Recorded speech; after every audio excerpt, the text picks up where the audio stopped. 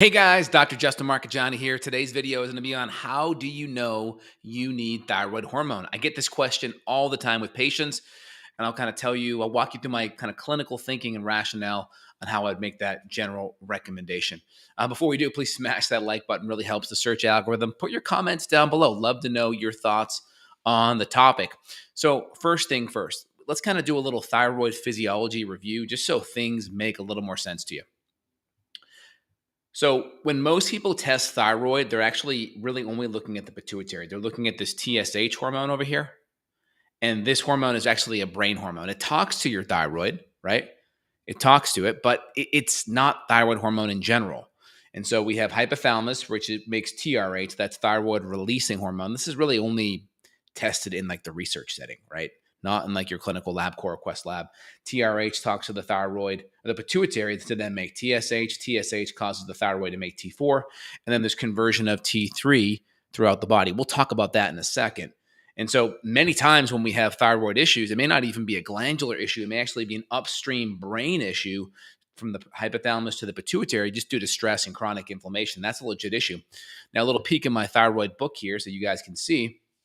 This is an infographic I made years ago, but it talks kind of about the major dysfunctions where in that domino chain thyroid may happen. So you can see TSH and you can throw the pituitary up there. It's just not as relevant because we can't test for it. So TRH, TSH, that's the hypothalamus talking to the pituitary, and the pituitary talking to the thyroid. That's TSH, right? That's your pituitary talking to the thyroid. Inflammation, toxicity, mercury, stress, high cortisol levels and adrenaline. Inflammation from autoimmunity or just chronic inflammation from crummy diet or lifestyle can easily impact that signaling. And then we have your thyroid here, which is actually going to make T4 locally, and then there'll be some peripheral conversion. About 20% happens at the source of the thyroid, and the rest is going to happen peripherally. It's going to happen in the liver. It's going to happen with T3 acetic acid and T3 sulfatase due to good healthy bacteria. And then depending on adrenal function and stress, our body can convert a percentage of that into reverse T3, which just fills the receptor sites. It's like going to a parking lot and seeing a cone in the parking lot. It's like, well, in the parking spot. Yeah, the parking spot's technically used up, but it's not used up by a car, right? The receptor site for T3 is used up, but not by active thyroid hormone. So that's something that happens. And then, of course, the different root causes that are going to drive this is, liver toxicity, low glutathione, low selenium, because the enzyme here that converts T4 to T3, if I go above, let me go down a little bit. This enzyme here, T4 to T3, this is a deiodinase enzyme. Okay, that enzyme is a selenium-based enzyme. So deiodinase is the enzyme, and it's selenium-based. So we need selenium to make it. Healthy gut bacteria. We talked about T3 acetic acid and T3 sulfatase. Good, healthy, beneficial bacteria help make that. And then cortisol imbalances can drive problems with reverse T3. It can also impact the TSH and create this HPT dysfunction, hypothalamus, pituitary, thyroid. You could even throw the adrenal axis dysfunction. And then female hormone issues, if we have very low progesterone, a lot of estrogen dominance, that can impact the binding proteins and decrease free thyroid hormone. It can also impact things like progesterone, which affects TPO. And then, of course, if we have like estrogen dominance issues and or higher estrogen, lower progesterone, relatively speaking, that can impact the immune system, that CD8, CD4 ratio, and it can skew the CD4, CD8 ratio and increase autoimmunity attacks. And then T4, T3 conversion, 80% occurs down here peripherally.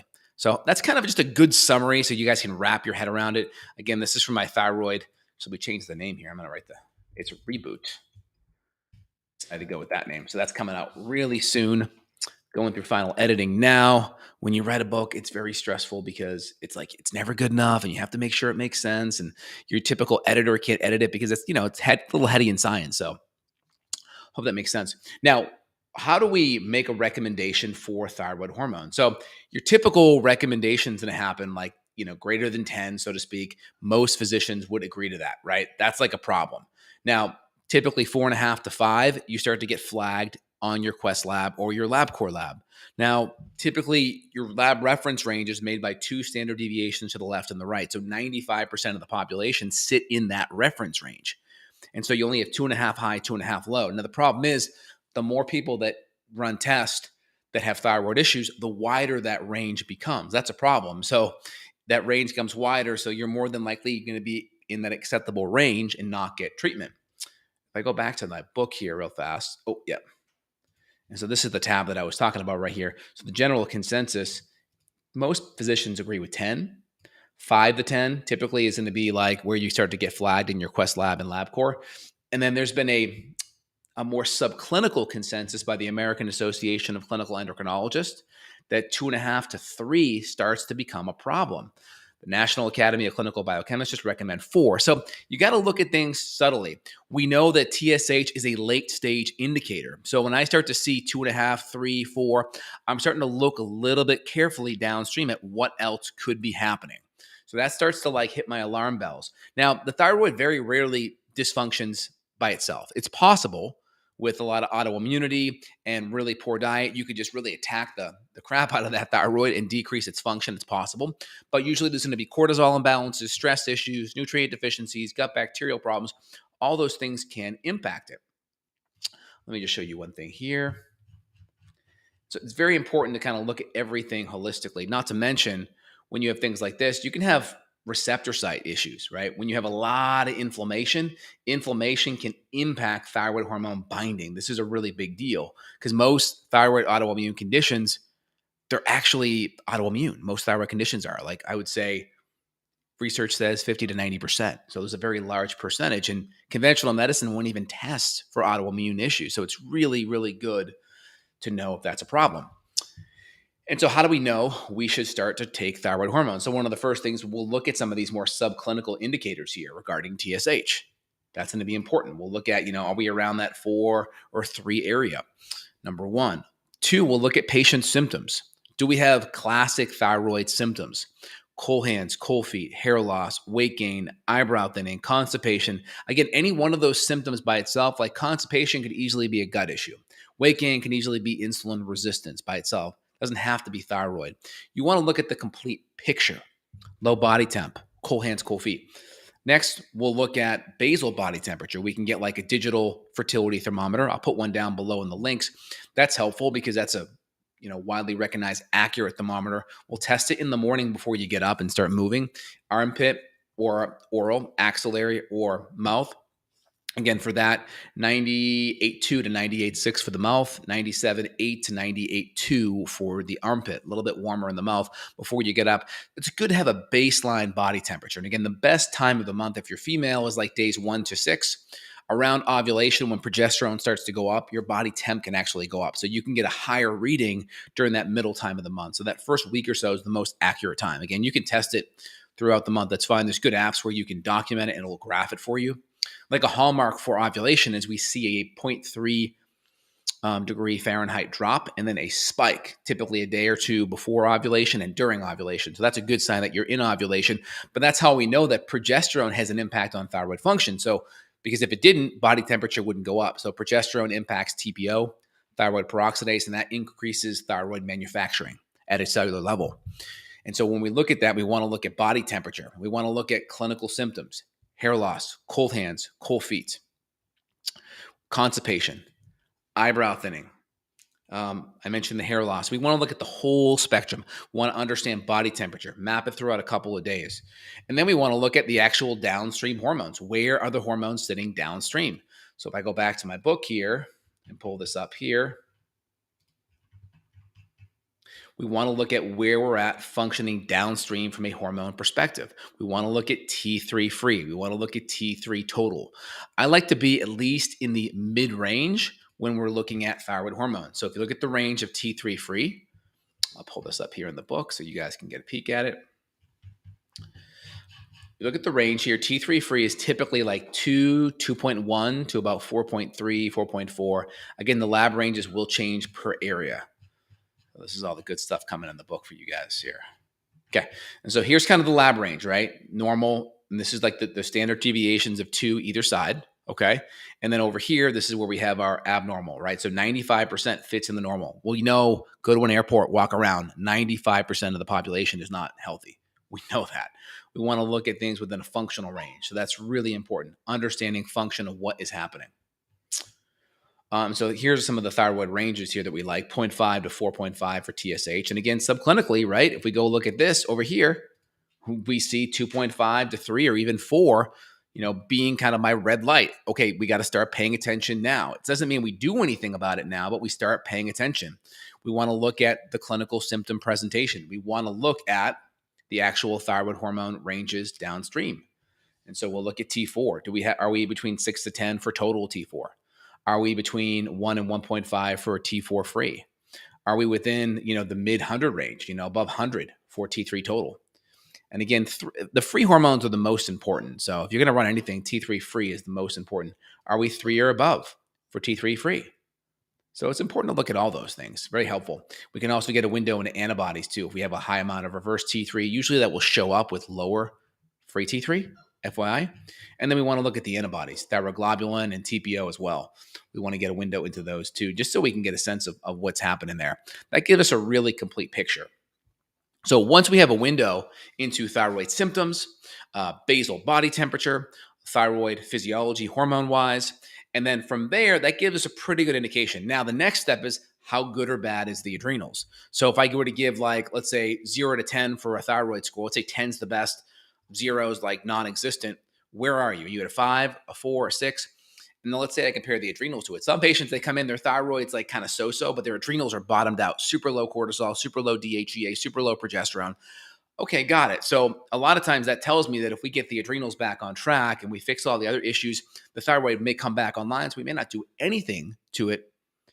If the thyroid is really low and the adrenals are pretty good, well, then we got to look at the thyroid hormone levels. So if we're well below 3, let's say in that bottom 25%, once I start seeing 2.6, 2.5 or below, I start to get a little bit more concerned. So once I start going below T3 free of 3, that's where the red line starts to hit. And then we start looking deeper at other systems. We never just go into it saying, hey, this is the solution. We got to give you this thyroid hormone. We look at nutrients, we look at selenium, we look at zinc, we look at magnesium, CoQ10. We make sure all the vitamin A, make sure all the foundational nutrients are there. We make sure they're there with diet.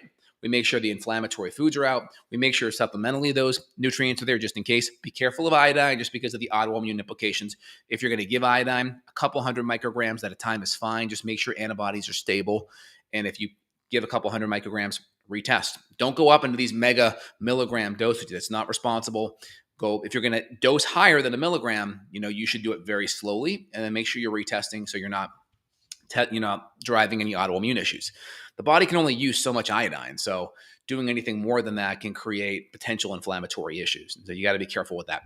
And so then we got to essentially look at the hormone levels, make sure we're in that, 3 or above. If we're below 3, we start to think about it. If we have thyroid issues, we make sure the nutrients are dialed in. We make sure that the inflammatory foods are out. We make sure the other hormones are supported and dialed in. So you really have to have a complete picture of what's happening. But once we go into that bottom third to bottom 25% of that range, that's where we start to get a little bit more concerning. That's where you really want to have a good clinician in your corner so you can make sure you're fully dialed in regards to what the recommendations are. So hope it helps, guys. Dr. J here. If you want to reach out from a consult perspective, there'll be a link down below where you can reach out to my staff, and they'll be happy to help you out, do functional medicine consults worldwide. And then also, if you want to do testing, we'll try to get some links down below as well to get some lab testing for y'all too. I hope that helps you guys out. Let me answer a couple questions. How does one detoxify radium? Not sure about that one, but it can't hurt to just upregulate glutathione and all of your good detoxification pathways with glutathione and your sulfur aminos. Dr. Karazian said that if you're healthy and you eat a meal, it shouldn't affect your energy. Yeah, that's true. Yes, I agree. If you listen to him in his book, actually, here we go. He talks about lipogenesis, which is fat storing. Lipogenesis, lipo, fat, genesis, forming. When you eat in a way, high levels of insulin that increases lipogenesis, you're storing fat. That's very energy depleting. And so typically when you go more into a lipogenic state, it's because you either overate in general or you ate too much carbohydrate. And that tends to create that fatigue issues. Next, if you're not overeating, the next thing is just getting your macros fully dialed in so you feel good where you're at. But in general, yes. Hey, Grace, how do minerals affect your thyroid health? Well, so you have your general electrolytes, sodium, chloride, potassium, magnesium. Sodium, potassium pumps are really important. That's how your cells function. So we need good sodium, we need good potassium, throw magnesium in there as well. The next thing is you can throw in your selenium, which is going to be your deiodinase enzyme, which is important for thyroid activation. So that's important. Your other cofactors, zinc, even some copper, these are magnesium, really important nutrients overall, but make sure your food's good, make sure your electrolytes supported in your water. And then if you have a good multi on board, you should have enough in there. And if you're eating good proteins and good fats, you should be good. Hey, Diane, thanks for your comments. I appreciate it. Hope you're doing well. TSH 5.13, T4 1.5, cortisol 10.6, always feeling cold. Yeah, so we're missing T3, right? So T4 at 1.5, if that's T4 free, looks good. Your TSH is on the higher side. So your body's having to, it's like getting your kids to do what you're asking. You have to yell with them. No one wants to yell. You want to talk in your normal voice, right?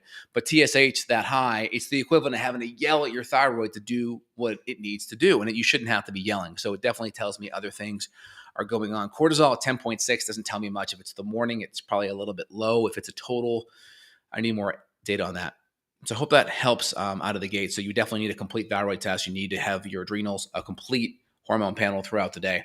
And you would need to get basal body temperature along with that.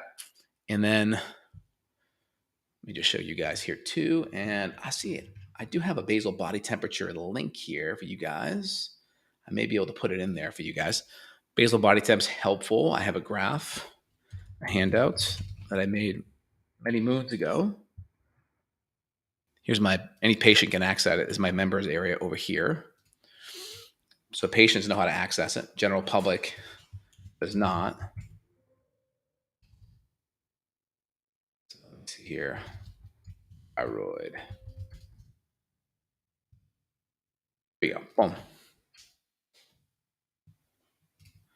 Here's my thyroid body temperature test here. So you kind of pick my recommendation for a thermometer. That comes up. And then over here, we have everything else kind of dialed in. So axillary body temperature, and then you can kind of make note of it, and then you can graph it right over here. And so this is our range that we want to be in here for healthy thyroid. And then we can see it bounce along throughout the month. And if we're below that, then it starts to become a danger zone. So I hope that helps, guys. If you have more info, more questions, feel free to reach out, click down below. You can schedule with myself. I'm happy to help you kind of dial things in. Awesome, guys. Have a phenomenal day. Good chatting with y'all. Make sure you share this with family and friends who could benefit. Have a good one. Bye, guys.